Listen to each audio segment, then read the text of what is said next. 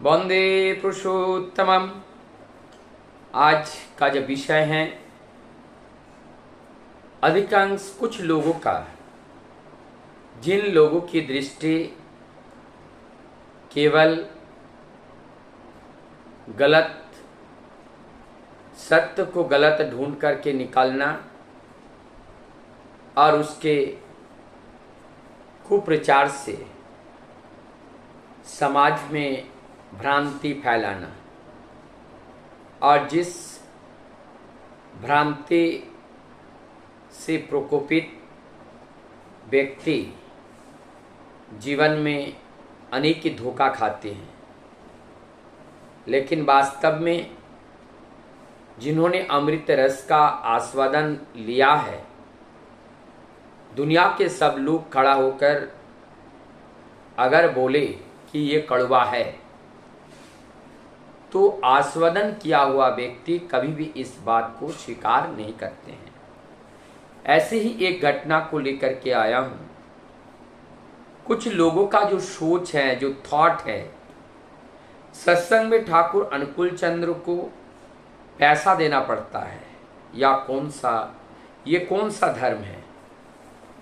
अब इस बात को जानने का प्रयास करेंगे कि ये कौन सा धर्म है।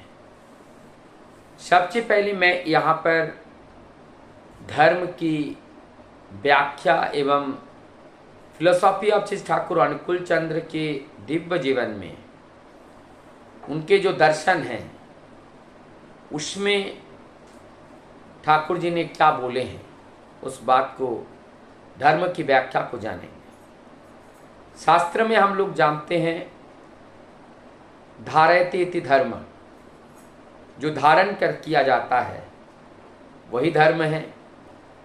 और धारण में, जिसको धारण करना, हम क्या धारण करते हैं? हम धारण करते हैं वायु, जो हमें सांस लेने के लिए ज़रूरत पड़ती हैं। हम धारण करते हैं भोजन, जो इस देह को ठीक रखने के लिए ज़रूरत पड़ता है। हम धारण करते हैं पानी, जो पीने के लिए ज़रूरत पड़ता है। इस प्रकार से हमें हमारे जीवन में, जो हमारी जीवन को रक्षा करते हैं और उसके लिए ज़रूरत होते हैं, इसी को धर्म कहा जाता है। परम दयाल श्री ठाकुर जी इस बात की व्याख्या किए हैं कि अगर किसी को भूख लगे तो भूख में भोजन की आवश्यकता होती है, और वो भोजन के बिना उनका भूख खत्म नहीं होती है। किसी की पानी का प्यास लगे, वो भी किसी भी मत पथ अवलंबी क्यों ना हो, उसे उस पानी की ज़रूरत होती है। तो इसका मतलब धर्म की व्याख्या यहाँ पे अलौकिकता से भरा हुआ है, वास्तविकता से भरा हुआ है। अलौकिकता या चमत्कार परम दयाल श्री ठाकुर दिखाने में विश्वास नहीं रखते हैं। परम दयाल का विश्वास है वास्तविकता के ऊपर, खुद बचना, दूसरे को बचाना, इसे तो धर्म समझना। धर्म में सभी बसते बढ़ते, संप्रदाय को धर्म नहीं कहते। संप्रदाय धर्म नहीं है, धर्म वही है जिससे हम सभी लोग बसते हैं और बढ़ते हैं। यहाँ पर मूलभूत जो बातें आई हैं और वो है पैसा देना। अगर एक बात हम आप लोगों से पूछे कि हम भगवान की पूजा करते हैं और उस पूजा के लिए हम धूप लाते हैं और उस पूजा के लिए हम शंख बजाते हैं, जो भी सामग्री हम पूजा के लिए लाते हैं, क्या वो सब फ्री में हो जाता है? हमारा स्त्री पुत्र, मैं या हमारे माता पिता जब बीमार पड़ते हैं, तो जब हमें औषध की ज़रूरत होती है, डॉक्टर के पास जाते हैं, तो क्या बिना पैसे से उनकी व्यवस्था हो जाती है? नहीं होती हैं। तो इसका मतलब है कि पैसे के बिना वर्तमान मुद्रा ही जो वस्तु विनिमय का मूल आधार है, धुरी है, इसलिए पैसे की ज़रूरत होती है, ऐसे मूल हैं। और कलयुग में हम लोग जानते हैं, कलयुग में क्या है, लोग कामना वासनाओं से डूबे हुए हैं, विषय संपदा से अपने मन को हटा नहीं पा रहे हैं। तो इसीलिए हम अपने विषय को, ये जो विषय अर्थात जिसमें विष है, विष मतलब अर्थात विष क्यों कहा गया, क्योंकि इसमें हम जितना डूबते हैं उतना ही हम पतन की ओर जाते हैं, हम आसक्त हो जाते हैं, अज्ञानी हो जाते हैं, मूर्खता की ओर बढ़ते हैं, अर्थात हमारी ख्वाहिश बढ़ती हैं, लालच बढ़ती हैं, और ये बढ़ने के साथ साथ हमारे अंदर एक अहंकार भी बढ़ती है।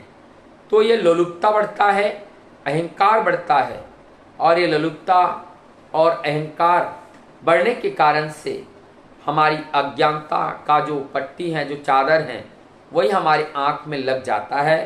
तभी हमें सत्य को सत्य दिखाई देता है, असत्य को सत्य दिखाई देना और सत्य को असत्य दिखाई देना। तो यहाँ पर ज़रूरत है कि इस जिसमें विष युक्त विषय हैं, इस विषय को प्रभु के चरण में हम निवेदन करते हैं।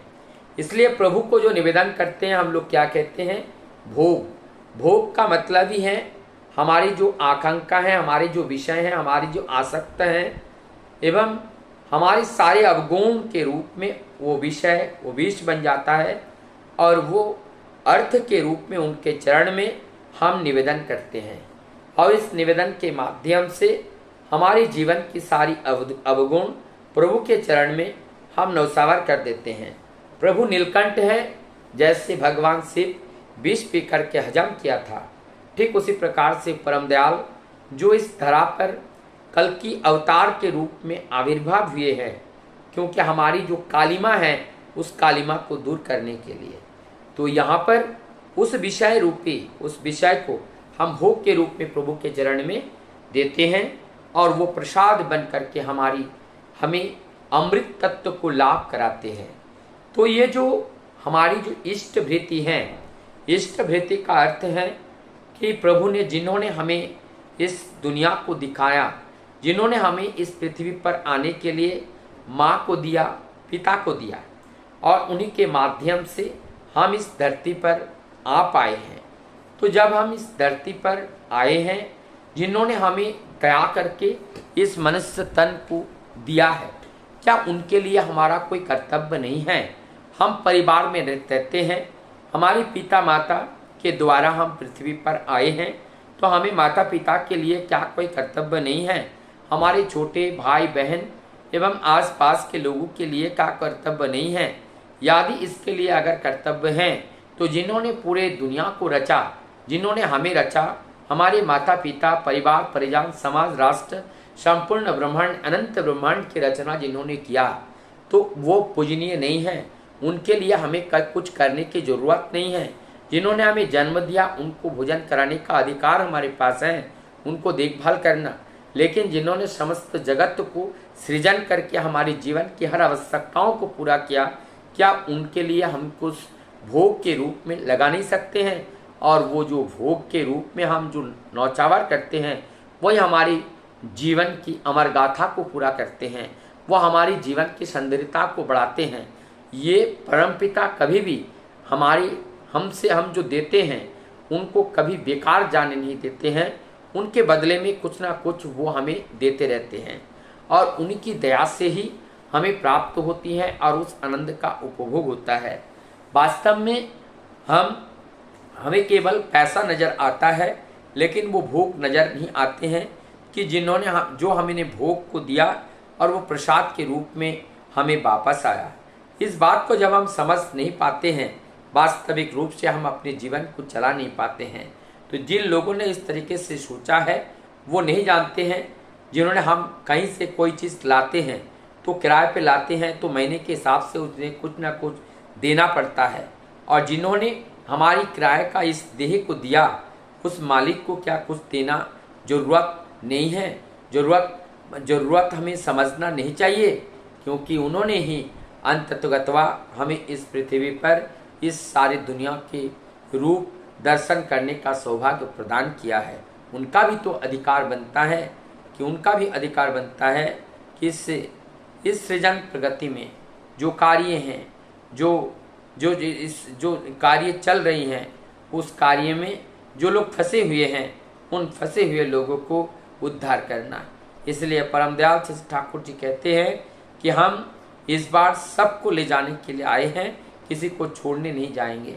इसलिए उन्होंने यहाँ पर कहा परित्राणाय कहा, इन्होंने सबको परित्राण करने के लिए उन्होंने कहा कि आप जो है सबको हम परिशुद्ध करके उनको उस परम धाम तक हम भेजने का कार्य करेंगे। तो आज जो इष्ट भीति जो हम ठाकुर जी को जो देते हैं, इष्ट भीति जो अर्घ के रूप में हम प्रभु को निवेदन करते हैं, और वही निवेदन या हमारे जीवन को ऊंची शिखर तक ले जाते हैं। और इस निवेदन किए हुए जो अर्घ हैं, हमें समझना पड़ेगा ये समस्त जगत वासियों के कल्याण के लिए, कल्याणात्मक कार्य के लिए इसका प्रयोग किया जाता है, ना किसी ऐसे जगह पे जहाँ पे जुआ, मद, शराब आदि पिए जाते हैं, मनोरंजन किए जाते हैं। ये मनोरंजन के लिए नहीं, इसका वास्तव में सत्य को और प्रचार प्रसार करने के लिए, सत्य को और द्वार घर घर तक पहुंचाने के लिए जो कार्य होगा, उस कार्य के उपलक्ष्य में इस तरह का कार्यक्रम निरंतर हम अपने विभिन्न संस्थानों के द्वारा चलता रहता है। अब हमें समझ में आया कि ये जो इष्टभीति क्या है, वो हमारा भोग है। एक उदाहरण से आप समझ सकते हैं। एक बार किसी जो गुरु भाई ने अपने मन में गलत विचार आया, उन्होंने सोचा कि हम पैसे क्यों देते हैं, और ये विचार जब आया, अंतर्जामी प्रभु उनकी बात को समझ लिए और वो आ रहे हैं ये भी जान गए। उन्होंने बड़खोखा को यानी कि बड़दा को बुलाए और उनके पास ये सारे पैसे इतने दिन जो दिए थे उनको दे दिए, और उन्होंने कहा जब वो आए तो उनको दे देना। और तो वो आते हैं, आकर के ठाकुर जी को प्रणाम करते हैं, और प्रणाम करने का इष्टभीति की बात कहने से पहले कि मैं लेने आया हूँ, ठाकुर जी कहते हैं बड़दा के पास जाओ। बड़दा के पास जाते हैं और वो इष्टभीति का थैला उनके हाथ में पकड़ा देते हैं, और जाते वक्त परम दयाल से ठाकुर जी कहते हैं जाते हुए इसमें से एक आध रुपए या एक आध आने का बिस्कुट खरीद के किसी जीव जंतु को या कुत्ते को खिला देना। वो ऐसे करते हैं और उसमें कुत्ता आकर के उस बिस्कुट को खाते हैं, और खाने के बाद उस कुत्ते का भी अंतिम दिन आ जाता है और वो परलोक सिधार जाते हैं। तो इसका मतलब जो हम इष्टभीति के रूप में जो अर्घ दान करते हैं, इस अर्घ को हजम करने की शक्ति इस दुनिया में केवल पुरुषोत्तम के पास है, उसके अलावा और किसी को नहीं है। तो ये जो उनको ऑफर करने का सौभाग्य मानव देह का जो मिला है और उन्होंने दया करके हम लोगों को दिया है, यह हमारी सौभाग्य है। तो हम कह सकते हैं परम दयाल श्री ठाकुर जी केवल हमसे इस पैसा नहीं लेते हैं, वो पैसा के लाले नहीं हैं, वो पैसा के लालच नहीं है, वो कभी भी उन पैसे में हाथ से छुआ नहीं है, पैसे हाथ से छू करके नहीं देखा। दुनिया के हर दुख हर कष्ट को दूर करने के लिए भक्त के साथ निरंतर जिसका जो जरूरत है उसका पूर्ण किया, लेकिन कभी भी उन्होंने पैसे को अपने हाथ से पकड़ा नहीं। एक बार जब उनके जेब में कोई रख दिया था, आसन के नीचे एक बार वो पैसा रखा हुआ था, ठाकुर जी जब तक उनके नीचे से वो पैसा हटाया नहीं गया तब तक वो बैठ नहीं पाए, वो विचलित हो उठे। ये थे हमारे परम दयाल श्री ठाकुर, जिन्होंने इस जगत में आए हैं, जगत के मालिक हैं, वो दृष्टा है, वो सृष्टा है, और जो सृष्टि करता है उनकी प्रेजेंट की क्या ज़रूरत है, उनके हमारी हेल्प की कोई ज़रूरत नहीं है। लेकिन इस लोकाचार में दिखाने के लिए, हम लोगों को सिखाने के लिए स्वयं प्रभु को एक सामान्य मनुष्य की तरह कार्य करना पड़ता है। वंदे